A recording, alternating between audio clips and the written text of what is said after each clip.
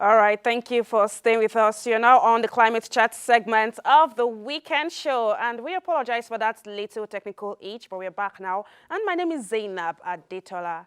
The Pew Research Center recently released a report that says that by 2050, about 87% of the world's population would be faith groups, would come from faith groups, right? And it shows that the faith that somebody has or that they practice is quite important and significant for us.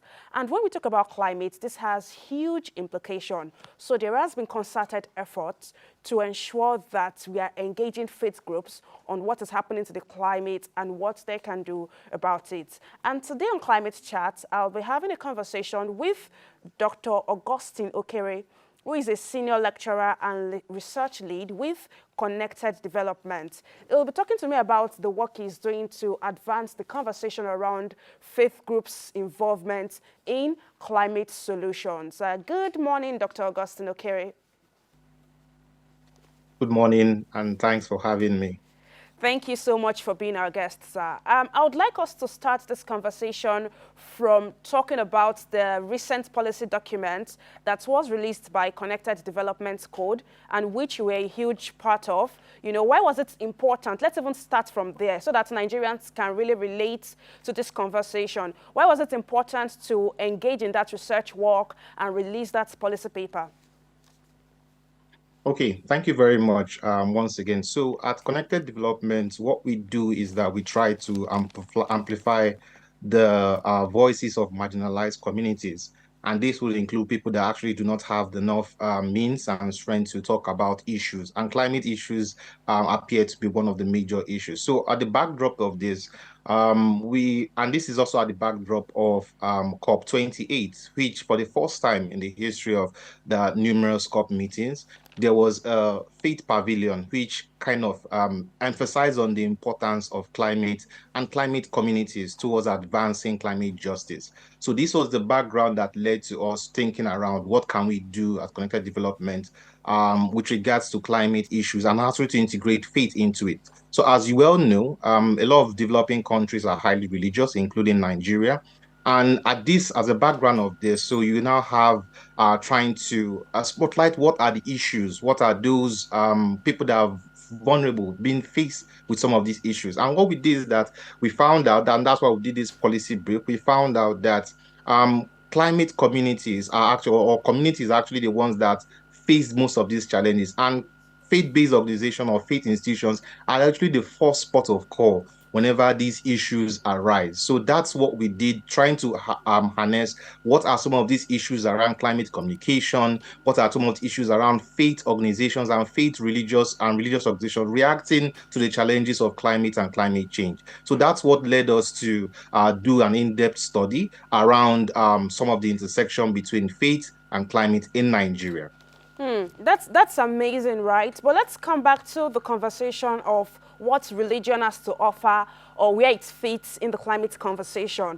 You've already established that Nigeria is a religious country and we have people of different faith, the Christians, the Muslims, and even those practicing the African religion or the religion of their forefathers, right? But really, does religion in any way have like a moral imperative or spiritual guidance that can contribute significantly to the climate change conversation? Okay, I would like to start, I'll answer that question from providing further context to this. So we know very well that in developing countries, and the UN actually said this, in fact, Amina Mohammed, the Deputy Secretary General to UN, said that Africa by 2030 is going to need about $2.8 trillion with regards to responding to climate crisis. And by 2020, the amount that was provided to Africa is about 20 billion dollars. So there's that gap in terms of financing for climate issues. Now, we now start looking for what are strategic means and methods that you could use to incorporate everyone. And that's why we started looking at religious groups or faith communities to be able to be as a key partner with regards to climate messaging. Now, it's important, like I said, because I have already emphasized earlier that most of the times when people, frontline communities are affected by climate crisis, the first port of call most times are religious groups or religious communities. So, and that's why we have to start engaging more with them. And again, from that COP meeting, there was a need and urgency for faith institutions, faith organizations to be at the center of having conversations. The NCCC is having such conversation. Ministry of Finance having such conversation, trying to improve or have more of faith people in the conversation around climate issues in Nigeria. Now, in terms of the moral imperative, it's important. What we did is to try as much as possible to devise means to have strategic messaging with regards to climate issues in terms to pinpoint what are those issues and how are people responding to those issues. How do we communicate it? How do faith communities actually understand climate science? Because they're actually doing a lot. People in faith communities actually know a lot of this information, but the challenge. All right. I think that's an important point you have made about the moral imperative that religious Agencies leaders. and also Okay. every other person.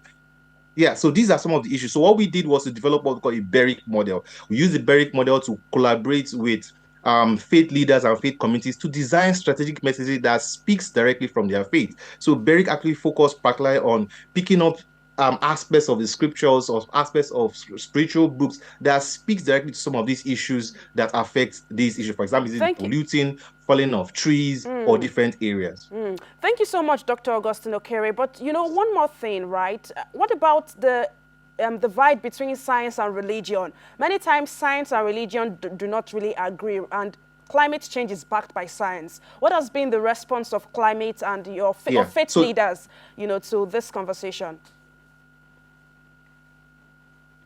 So there's usually that misconception around when you try to intersect faith with climate issue, and generally everyone is feeling the brunt of it in terms of climate issues. But the problem is actually communicating it in the right language.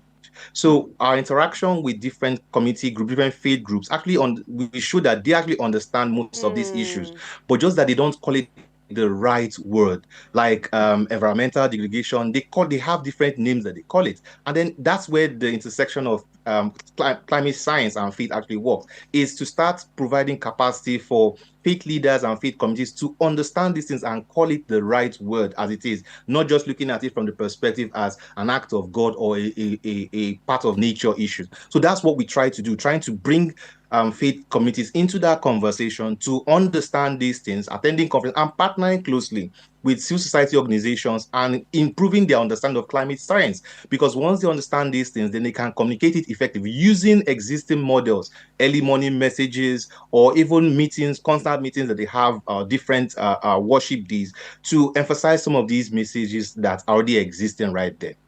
Thank you so much, Dr. Augustine Okere. It's an ongoing conversation, and we definitely would have you back on the show some other time, to keep it going and ensure that people are aware that there is a connection between their faith and what is happening to our environment. It's been great having you. Dr. Augustine Okere is a research lead at Connected Development and also a senior lecturer. And that's how much we can take on the Climate Chat segment of the show today. But we also have Andy here standing by to just, bring it all together, and let's wrap it up. Hi, Zainab. It's interesting when you spoke about that nexus between religion and climate change. And recently I was reading the Bible, and there was some part where some people in the times of Moses were acting some way, and the ground opened up and swallowed about 250 of them. And I was like, could this be an earthquake? Oh, really? Is this? And so there's Right. also science and religion. So it's good that we have that nexus. But amazing work which you're doing, always learning more about climate and the world we live in. It's been raining all year here, Yes. so